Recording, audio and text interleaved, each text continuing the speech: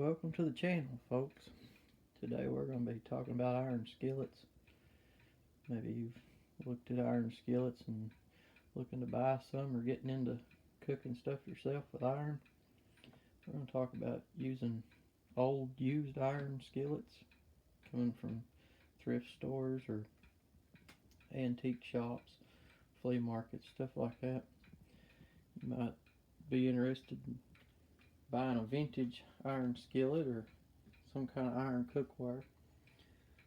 A lot of these cookwares is really good. A lot of them's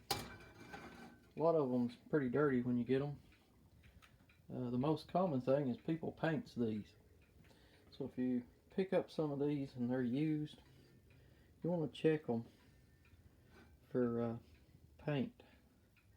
Sometimes it's kind of hard to tell. Sometimes they'll have paint and maybe oil and grease cooked onto them. Usually you want to clean these pans really good when you get them. These are some used ones I picked up. You can tell this one has got both. It's had grease and paint, looks like, in it. You'll see this real dark black. It's like a paint that's been baked onto it. The easiest way to know, from my experience, is getting some regular oven cleaner. Usually the cheap generic brands, it's usually just regular lye, liquid lye. That's what we use to clean these with. Just a cheap generic. You can check the ingredients on the back of the can of oven cleaner. If it's got nothing but just lye in it, then it'll work. When you spray it on, the grease will just melt off, just like inside your oven. The paint will be a little bit harder to get off. You'll see the difference. You got paint here, and then here is where the grease was. Now somebody's been cooking in this pan and it's had paint in it, and where they've rubbed the sides of it, you can see where they've rubbed the paint off into their food, and then the grease is stuck to it. But the places where it didn't get rubbed off, you'll see this black thick paint. Now I don't know if they put some kind of coating or paint on them back in the day when they were new, but you'll see it on the bottoms of them. It's a type of, looks like a paint. You generally won't see this on the back of a skillet that's just covered in oil or grease. But you usually want to get all this off. It usually takes 2 or 3 cleanings with oven cleaner to get it off. But once you start getting it back down to just natural iron, then that's where you want it. You can see how some of it's been baked in, and it's kind of hard to get off. I gave this one several cleanings. It's got to be cleaned some more. And here's what you want to see when you get a cast iron clean. It'll be down to like a good cast iron metal. There won't be no blackness. It'll have you'll see the actual iron finish in it. You usually want to keep it like that. But once you get it to this point with the cleaning, then you want to heat it up good and hot, and get anything in the metal cooked out. Get it real good and hot. And after you get it good and hot, let it cool down. Wash it real good, soapy water, warm dish water. And after you get it washed down real good and cleaned and dried, then you'll want to get you some Crisco or some lard. Rub the pan down with Crisco and lard. Then warm the pan in the oven. Let it soak in. Keep rubbing it in. That way it won't rust. But here in the mountains, we usually keep our pans washed and cleaned. All of our iron cookware, we keep it clean like this. We always wash it, re-season it, and hang it up coat it with Crisco. We never let anything bake into it or nothing like that. We always keep them clean. That way every time you get ready to use it, it's already clean.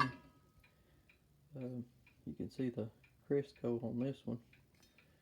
But you can see these where they've coated these pans with paint.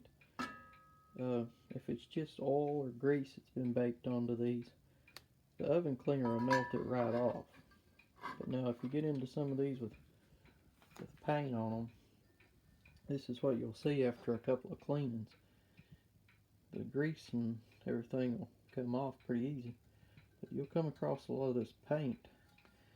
I'm pretty sure this paint's probably not healthy to be cooking with on your pans. So you want to make sure you clean them up real good. Once you get them cleaned up, you want to use usually you want to use a cooking oil like olive oil or something that's all natural. You don't want to use anything that's any kind of real bad cooking oil that might have anything that's toxic in it. Some cooking oils is pretty toxic.